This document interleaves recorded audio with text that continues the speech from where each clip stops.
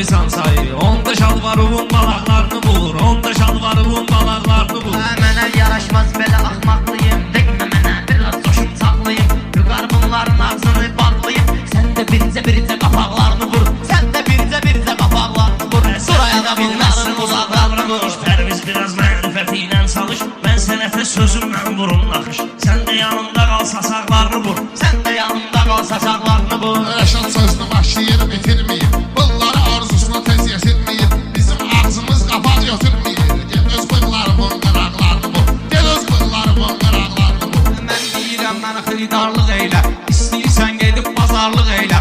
Adətindir mərdi məzarlıq eylə. Qabağa gedənlərin ayaqlarını vur. Qabağa gedənlərin ayaqlarını vur. Səndən mənə olmayacaq tay vüqar. Özün etkinən onu rüsvay vüqar. Mən uzaqda sən yaxınsan ay vüqar. Tut Rəşad dağlının dodaqlarını vur. Tut Rəşad dağlının dodaqlarını vur.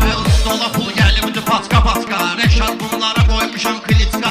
Bir iş vuraq mən qovurum simitka. Sən də simitkanın baraqlarını vur. Sən də simiskanın baraqlarını bulaqlarını vur. Buraya da bunların qulaqlarını Yaxşı deyənlərə arxa dayaqlayım. Maşallah Cavid topmuş uşaqdır. Tutub parmağınla yanaqlarını vur. Tutub parmağınla yanaqlarını vur. Ay maşallah yaxşı gəlibdir şabaş. Nə üstünüzə süzün düşüb ilk düşür. Belə quran oğlansan ha Pərviz qardaş. Evin lamıskasını çıraqlarını vur.